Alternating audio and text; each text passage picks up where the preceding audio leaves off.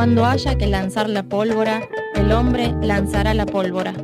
Cuando haya que lanzar el libro, el hombre lanzará el libro. De la unión de la pólvora y el libro puede brotar la rosa más pura. Subiré al cielo, le pondré gatillo a la luna y desde arriba fusilaré al mundo, suavemente, para que esto cambie de una vez. Herramientas para la revuelta, por Radio La Chispa.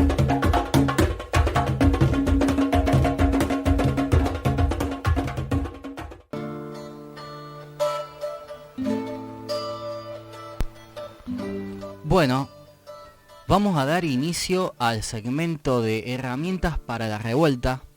En esta ocasión íbamos a hablar sobre ideas revolucionarias y como les habíamos comentado, tenemos una invitada para esta ocasión que bueno, nos comentaba recién que tenía muchas cosas para contar. Ella es María Baraldo. ¿Estás ahí, María? Hola, acá estoy. ¿Cómo estás, María? Buenas tardes a ustedes, a la radio, a tus oyentes. Mucho gusto estar conversando con ustedes. De 10. Bueno, yo soy una señora grande ya, mayor, que tengo historia en este país desde el 70 en adelante, habiendo pasado por la cárcel, por la fuga, por el exilio, por el regreso al país, por el advenimiento de la democracia, y bueno, y he acumulado una experiencia. Quisiera que me orientaras, querés que cuente sobre quién es y qué. Bien. Bueno, vamos por el principio. ¿Qué podés contarnos sobre tu militancia en la década del 70? Bueno, mi militancia en realidad era en una organización social sindical, que era el sindicato al que yo pertenecía, que era Sanidad, porque era delegada de mi sector. Yo trabajaba en el Hospital Rawson, en el laboratorio de Chagas, y tenía una actividad en la interhospitalaria. Esa era mi militancia, no tenía partido, pero tenía sindicato. También era estudiante de la universidad, estaba cursando tercer año cuando fui interrumpido mi desarrollo. Me casé en el 72, viví con mi compañero que era médico y hacía la residencia en el hospital de niños, y un día en el año 74, fines, fuimos secuestrados, separados. Yo a él no lo volví a ver nunca más, y yo pasé a ingresar las filas de los primero detenidos desaparecidos, y después pasé a la cárcel del Buen Pastor. Y cuando pasé a la cárcel del Buen Pastor, al tiempo se produjo la fuga de mujeres, me sumé a la fuga, logré salir, y al tiempo logré salir del país. En ese interín, obviamente, me tuve que organizar con los compañeros de la cárcel, porque era mi medio de sobrevivir. De ahí en adelante fui al exilio, a la protesta, como todos los que estábamos fuera del país, reclamando, acompañando a las madres y todo eso. Pero yo en el año 79 me fui a la Revolución Nicaragüense. Y bueno, hice otro proceso ahí, porque la revolución me dio la posibilidad de trabajar en un proyecto por la positiva, no ya perseguida. Y cuando regresé al país, muchos años después, era el menemato, eran tiempos muy, muy feos, en todos los sentidos, en el sentido económico y en el sentido social. Primero, no se podía hablar de nada.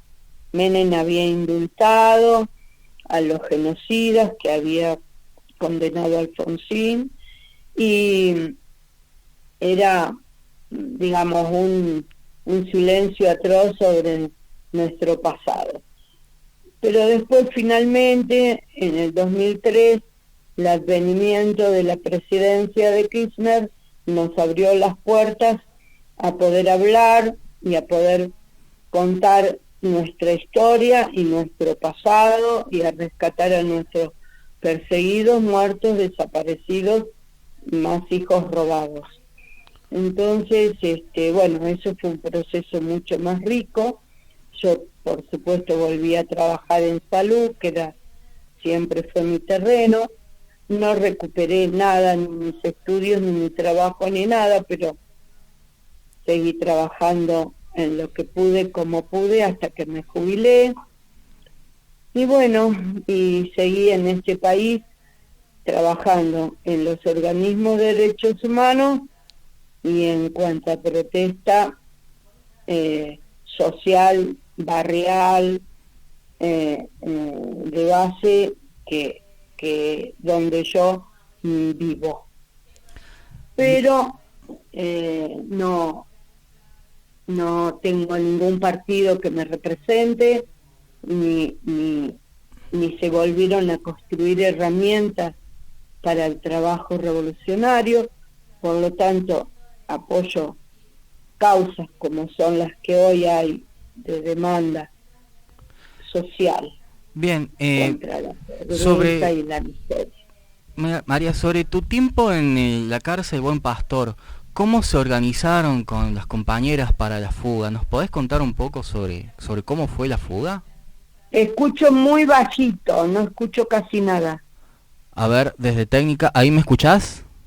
Ahora te escucho, sí. Joya. ¿Me podés volver a preguntar? Sí, sobre el tiempo que estuviste en el Buen Pastor, ¿cómo organizaron con las compañeras la fuga?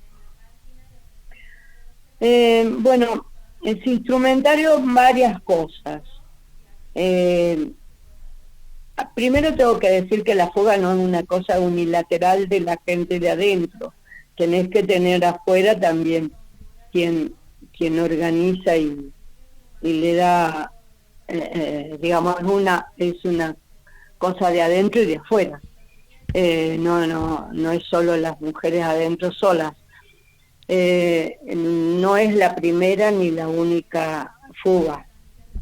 Ya en el 71, en esta misma cárcel, había habido una fuga pequeña de 5, pero y en Buenos Aires otra, y en Chile y en Uruguay, digamos, fugas de mujeres, de cárceles, de fugas de mujeres, de presas políticas. La nuestra no fue ni la primera ni la última. Y siempre fueron las organizaciones políticas las que organizaron las fugas. No, las mujeres de adentro colaboran con lo que pueden o con lo que hace falta, pero la fuga es una operación que tiene una infraestructura y una organización de afuera de las organizaciones. Habría que decir que las organizaciones políticas, algunas, no todas, siempre rescataron a sus militantes de las cárceles. Ese es el ejemplo de Trelew, el ejemplo del Buen Pastor de Buenos Aires, el ejemplo y otros más. Entonces, está siempre la intención y la idea. Después, los que no tienen organización, como era mi caso y muchos más, nos sumamos, porque querés salir por cualquier medio posible, porque además nuestras detenciones eran totalmente irregulares, sin causa, sin nada. Entonces sabías que tenías que ver la forma de salirte, porque el futuro que se presentaba era terrible. Y bueno, después tenemos el ejemplo de que cuando ingresa el ejército en el año 76, se producen fusilamientos en cárcel. Entonces nosotros eso lo teníamos claro y teníamos que ver cómo nos íbamos, si nos podíamos ir. Y se instrumentan varias cosas. Se instrumenta, en este caso se instrumentó una huelga de hambre que había, que era nacional, no era solo de acá, que hacía que nosotros tuviéramos acceso a un lugar del penal que era un ratito que estaba abierto para las madres que amamantaban y debían hacer la comida para sus hijos y que tenían niños. Había un grupo de mujeres y ese espacio era el lugar que teníamos para poder cruzar hacia el lugar adecuado. El otro era que se había elegido una ventana de la cocina que daba afuera y bueno, con una precisión de horarios, de contraseñas, entre el adentro y el afuera se instrumenta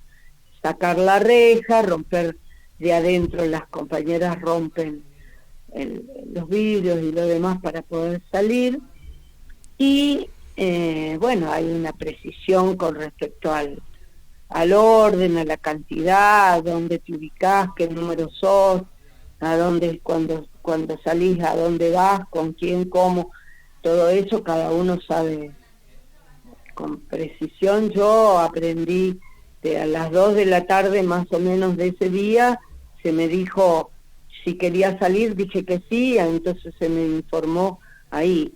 Había gente que lo sabía de antes porque tenían alguna responsabilidad de otro tipo. Y no todas las que estaban salieron, porque hubo gente que no quiso y no salió. Y después fui con mi grupo al auto que me correspondía, el auto me llevó a donde fuimos, después de ahí a otro lugar y así, hasta que se organizó todo para que cada uno tuviera un destino. Claro. Bien, y después estuviste un tiempo exiliada, ¿no? Tuve un tiempo exiliada, fui 2 años a Europa y ahí me organicé con los compañeros de un grupo de argentinos que venían para Nicaragua, que era la Revolución Nicaragüense, y me vine a Nicaragua y ahí sí estuve muchos años, 11 años estuve. 11 años. Porque ahí era el proceso revolucionario y yo me quedé a trabajar con la Revolución Nicaragüense. Porque quería y porque era un proceso por la positiva, donde construías. Y trabajé en el Frente de Salud, con todos, con ese proceso que fue muy enriquecedor y muy aleccionador en muchos aspectos. Cuando el Frente Sandinista perdió las elecciones del 90, me volví, porque ya no quise quedarme con los liberales y me volví a la Argentina. Y acá empecé de nuevo a trabajar, a buscar a los compañeros. Acá me encontré mis compañeras, algunas de las fugadas, algunas de las expresas que estaban, que quedaban, o que estaban vivas, porque también a esa altura ya había habido muchos desaparecidos, muertos, etcétera. Bueno, para cerrar ahora, en el contexto actual, ¿cómo ves las ideas revolucionarias? ¿Las ves con vigencia o cómo la ves en general? Mira, ideas revolucionarias en realidad no veo ninguna. No quiero ser muy descalificadora con esto, porque hay gente que trabaja y mucho. Pero con actitud de tomar el poder no, pero es peor, es mucho peor que eso, porque lo que hay es muy preocupante, y lo que poquito que se había podido recuperar desde el punto de vista de los derechos, y de las conquistas de los 70, de verdad están todas por el suelo. Y no solo eso, sino que creció la pobreza, creció la persecución, crecieron muchas cosas. Y se avanzó tanto, la derecha avanzó tanto, que hoy nos estamos hasta volviendo a cuidar, porque nosotros, los sobrevivientes y los expresos y poquitos que quedamos, porque ya no es que hay tanta gente viva de estos grupos, estamos siendo vapuleados y descalificados y perseguidos. Mirá lo que pasó con los organismos de derechos humanos que están siendo denunciados, perseguidos, abusados. Gente joven, como la gente de hijos, ¿viste? Que tiene el estigma de ser hijo, no otra cosa. Y es gente de a pie y la están percibiendo como si fuera un delincuente. Entonces, y está todo además citado desde la presidencia, que es lo peor, porque se sienten con derecho a hacer cualquiera. Yo acá en el pueblo he recibido algunas descalificaciones y algunas difamaciones, pero anónimas, siempre anónimas, porque no tienen, son tan cobardes que ni siquiera tienen capacidad para eso, ¿no? Pero hay jóvenes, muy jóvenes, que se creen que con derecho porque está incentivado desde la presidencia a agredir, insultar, mentirte en la cara, como por ejemplo, aprovecho este medio para contar una anécdota que me ocurrió ayer en Córdoba. Yo fui con una persona que vive en España, la llevé al archivo de la memoria, ahí en el Paseo Santa Catalina, donde antes estaba el D2. Y ahí estaban todas las fotos de nuestros desaparecidos, y la llevé para que viera, porque ella quería conocer el archivo. El archivo estaba cerrado, pero pudimos ver el frente, ver todo, y ella pidió sacar una foto, y se la pidió a un señor que estaba ahí, que pasando, y el señor que estaba pasando sacó la foto, y cuando le devolvió el teléfono le dijo: pero si no salieron no importa, porque eso todo mentira, le dijo a ella. Y yo entonces me acerqué y le dije: no, perdón, esto no es mentira, yo no soy mentira. Yo estoy parada frente al D2, donde estuve secuestrada 2 meses. Y esto no es una mentira, esto es la realidad. Bueno, María, dio la vuelta y se fue. Sí, María, se nos acaba el tiempo. Ya. Bueno. Muchas gracias por darnos esta entrevista. La verdad es que no hay nada más que agradecer por tu tiempo. Y nada, nos estaremos viendo por ahí. Entonces estamos enfrentando el negacionismo, eso es. Exactamente. Y por favor se cuidan los jóvenes, porque está de nuevo en peligro pensar. Bueno, vamos, nada más, María, un gusto haber hablado con vos un rato acá por la radio. Gracias, Federico, y un gusto haber hablado con tu audiencia. Abrazo, María, nos estamos viendo. Chau, chau. Chau, chau, nos vemos. Y bueno, con esto cerramos el segmento de herramientas para la revuelta.